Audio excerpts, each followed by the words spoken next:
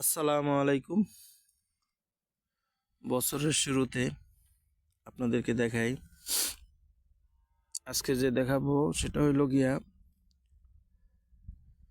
এই জায়গাটা বছরের অর্ধেক টাইম পানিতে ভরা থাকে আর অর্ধেক টাইম আবাদের জন্য প্রস্তুত করা হয়। তো দেখেন কত সুন্দর লাউ গাছ। এখন পানি শুকিয়ে গেছে, সবাই সবজি চাষ করতেছে। কিছুদিন পরে নিচের পানি দেখা যায়, ওখানে ধান চাষ করতেছে। আমরা বাজারে যেই সবজি ফুলকপিটা খুব পছন্দ করে সবাই খাই, সেই ফুলকপিটা লাগানোর পর সর্বপ্রথম যেই ফুলটা আসে, সেই ফুলটার উৎপত্তিটা আমি একটু দেখানোর চেষ্টা করব আপনাদেরকে। আমরা হয়তো এরকম সরজমিনে কাছ থেকে দেখার সুযোগ হয় না, তাই আমি চেষ্টা করলাম। আমার এক ভাই যেহেতু এটা চাষ করছে, তো সেই সুবাদে আমার দেখানোর সুযোগ হইতেছে আপনাদেরকে। তো আমরা একটু দেখি, ভিতরে ঢোকার চেষ্টা করি কতটুকু ফুল আসছে এই কপিটার ভিতরে।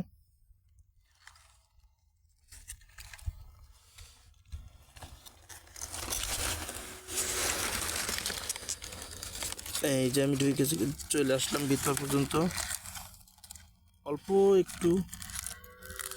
সুবহানাল্লাহ, একদম অল্প। মনে করেন যে সর্বোচ্চ হইলে কতটুকু হবে, একটা আপেলের সাইজ যতটুকু হয় ঠিক ততটুকু। এই ফুলকপিটা আস্তে আস্তে দিন যাবে, বড় হবে। এভাবেই একটা ফুলকপিতে রূপান্তরিত হয়। যখন বড় হয় তখন আমাদের খাওয়ার উপযোগী হয়, আর খাওয়ার উপযোগী হইলে আমরা সেটা নিয়ে আসি, বাজারজাত করার চেষ্টা করি। এই যে দেখেন, এখানে একটা দেখাই, এখনো সে প্রস্তুত হইতে পারে নাই। এই যে মাত্র একটু শুরু হয়েছে। এটাই হলো ফুলকপির, এই যে মাত্র একটুখানি আসছে, একদম একটু। এটার সাইজ সর্বোচ্চ একটা মিষ্টির সাইজ যতটুকু অতটুকু। তো এই যে আমার হাতে পানি লাগছে, দেখেন ভোরের কুয়াশা এখনো কাটে নাই, অথচ ওয়েদার আজ বেশ কিছুদিন ধরে, প্রায় 2-3 দিন ধরে খুব ঠান্ডা যাইতেছে, রোদ্রের দেখা নাই। আমার কাছে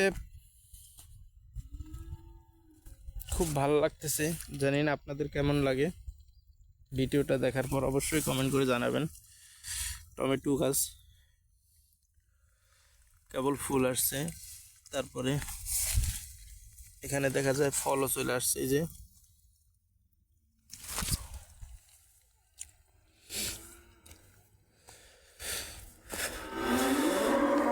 এই যে বিলটা দেখতেছেন, পুরা বিলটাই কিন্তু পানিতে ভরপুর থাকে, একদম মনে হয় কি যেন বর্ষার সময় আসলে একটা নদী, পুরাটা একটা নদীর মতন। ওই যে বাউন্ডারির দাগটা দেখা যায়, আমার হাত বরাবর যতখানি দেখা যায়, ঠিক এতখানি পর্যন্ত পানিতে ভরা থাকে। তার মানে আমি যেই জায়গায় আছি দাঁড়ানো, এখন পানির ভিতরে পুরোটাই।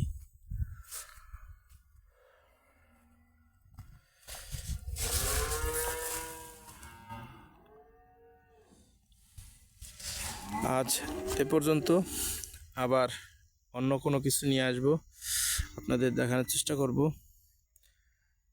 আল্লাহ হাফেজ।